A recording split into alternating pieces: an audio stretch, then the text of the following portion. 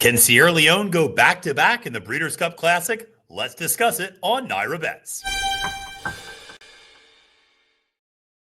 Hi, everyone. Matthew DeSantis here with NYRA Bets, along with my colleague Kaylie Shapiro, and welcome to another Breeders' Cup Classic Contender Spotlight Series. This one is on last year's Breeders' Cup Classic winner, Sierra Leone. Now, Kaylie, before we get to this very exciting $2.3 million son of gun runner, want to remind everybody to use that promo code CUP25 for a free $25 bet and up to a $200 deposit match bonus on NYRA Bets. So if you're not playing on NYRA Bets, this is a great time of year to do it. Make sure to use that promo code today.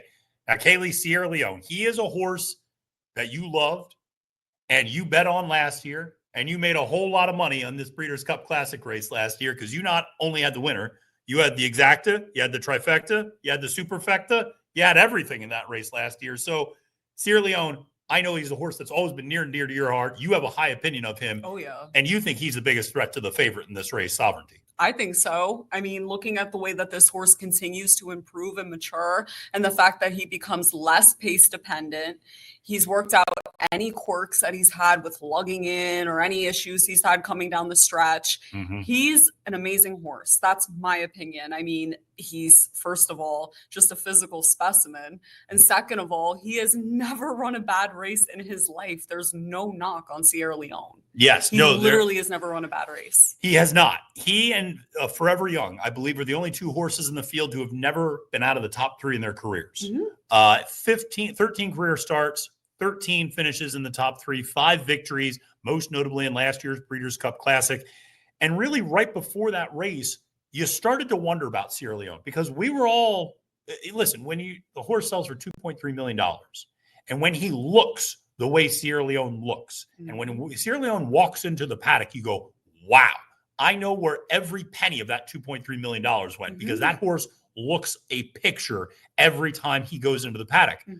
But he kept finishing second and third and second and third. With and he those couldn't get the job done. And he thought, man, is he really going to put it all together in the biggest race of the year? Well, yes, but, and it always came with a little bit of a but, he had the monumental pace meltdown that happened last year because of Dermasotogake setting those insanely fast fractions up front.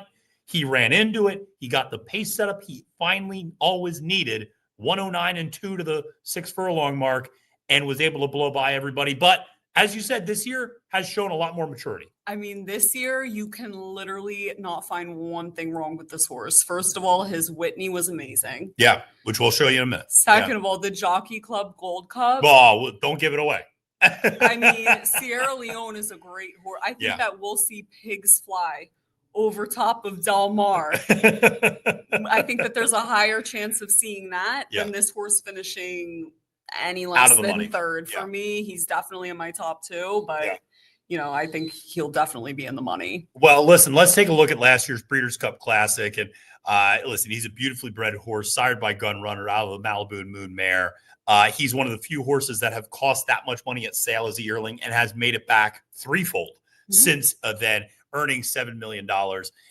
And last year's Breeders' Cup Classic, as mentioned, got the really strong pace, 109 and 2 to the 6 furlong mark. And here's the key. He was already looming up on the outside when he got to the quarter pole. He wasn't giving himself too much to do all the way in the back of the field. And here he is able to take over from Fierceness. And that's what he's been doing this year as well. Yeah. I mean, they've worked a lot of things out with this horse. I know that I think after the Classic, spent a lot of time at Coolmore, just chilling out. Yeah. And then he's come back like a literal beast. And obviously, I mean, the Classic last year was incredible. Yeah, he had a major pace meltdown. That helped him when he was still an immature 3-year-old. Now he's a big man. He's a 4-year-old, and he's mentally mature. So I think it's a little different. Might have been a little too big when he got to Coolmore, or when he left Coolmore after hanging out for a while. He might have liked being there.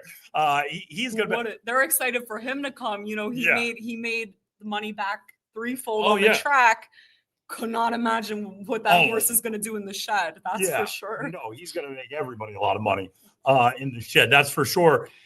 But in the Whitney this year, it's funny. He came back as a 3-year-old or 4-year-old, I should say. Didn't run that well down at the in Fairgrounds. That first race off the bench kind of clearly needed it a little bit. It was also an odd race because I think he ran with Lasix and he'd never been with Lasix before. Some Mhm. horses don't run as well with it. But you also figured a closer off a layoff. Sometimes they need a little time to get back into it. Second start was in the Stephen Foster. I thought ran a good second. Mind Frame just sat the perfect trip that day and got the benefit. Really put it all together in that Whitney up at Saratoga. And this was, again, such an impressive run. And again, puts himself in a position at the top of the stretch. Yes, he's running wide like always, but there he is on the far outside, not giving himself too much to do at the top of the stretch. Yeah, definitely. I think that that's the key, like we keep saying about fierceness, is to, Sierra Leone is to not leave himself with too much to do as the deep closer that he is. And certainly Chad Brown and all the connections are going to be looking at the fact that there's not as much pace in this year's classic and thinking of a game plan. I don't think that they're too concerned. I mean, the horse is doing tremendously well. Yeah. I mean, he, like we said, coming off of these efforts in Saratoga, where he didn't need crazy paces a lot of the time either. Yeah. I mean, to me, he's coming into this.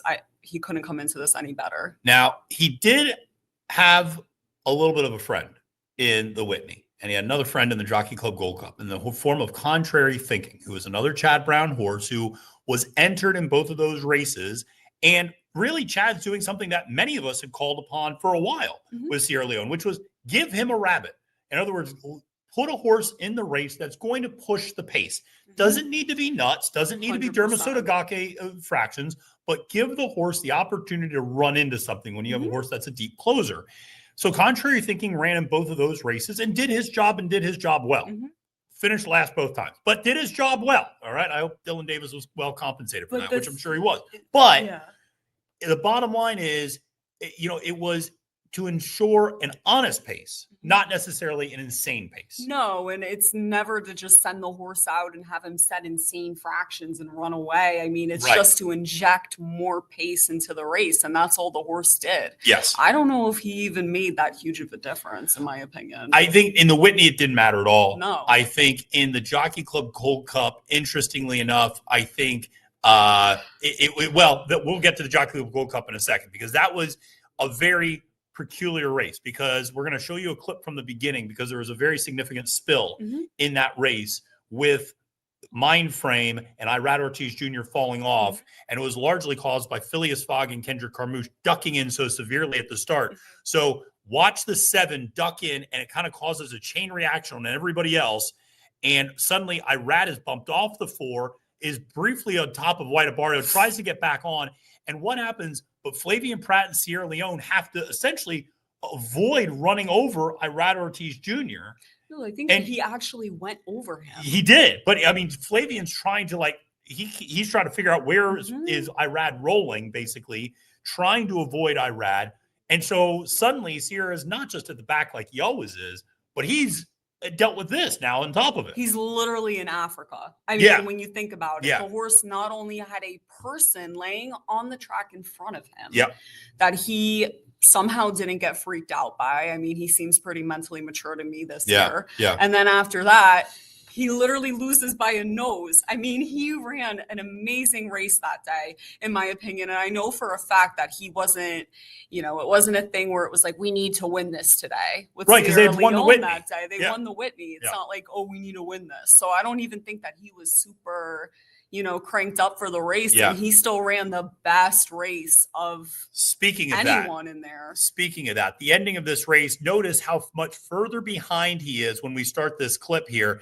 He's coming from all the way in the back now, unlike all those other races where we showed where, hey, he's a little bit closer. Now, again, he's 8 wide coming off the turn. He's all the way to the back. Antiquarian, God bless him, has cocked his head to the side and is looking at the grandstands. That horse needs to just get his head straight at some point.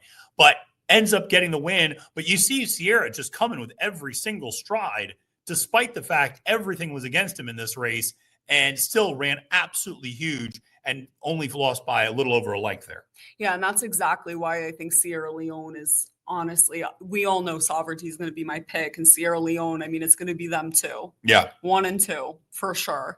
Sierra Leone and Sovereignty are so high up in my mind, because look at the way the Sierra Leone picks up horses when he starts moving. The size of his stride is incredible. Yeah. I mean, to me, that's what I want coming down the stretch, is those two horses that are just going to fly and pick up horses like flies. And I think that that's what both of them are going to do. I imagine that Sierra Leone's probably going to come from behind Sovereignty. So that'll be, that'll be very interesting. But yeah, I'm very excited that, you know, the champion, Breeders' Cup Classic champion of last year is coming back again, obviously. And I think he's going to run a great race. I think so too. He's a hard horse. I mean, there's not going to be as much pace in this year's race. Chad Brown has said that he's going to talk about maybe entering contrary thinking. We'll see. Fierceness is absolutely going to be. That. Yeah, he did say that. Wow. Yeah, he actually just said that today, the day we're recording this. But, you know, very non-committal. He just kind of said, we'll see about entering a horse. Like, you know, not it's going to happen or not, but we'll see, obviously. But Fierceness is going to be up front. Nevada Beach might be closer to the front. Obviously, there's not going to be as much pace. But one of the things that I will say, Sierra Leone and Sovereignty do share this one trait, which is some horses, as you know, when they run up on a horse, they pause for a moment. Even if they're not hangers, they pause for a moment, they link and up. then they go past eventually, but they link up for a second. Those two just go by. Yes. I got a place to go, That's and you're in the way. That's a great point. That's 100%. And so they share a very common attribute, which I like in a horse. And it doesn't have to be always high-level horses that do this, but just I like it when I see a horse that just goes or just going by. So I love it. One thing I will say, I think watching Sierra Leone makes me appreciate Sovereignty that much more, because Sierra Leone has never figured out how to do anything but do what he does. And what he does is incredible. But Sovereignty basically was Sierra Leone early in his 3-year-old campaign. Deep closer, well off the pace. And then that horse just decided, maybe we can try to start tracking the pace from like 2 lengths off.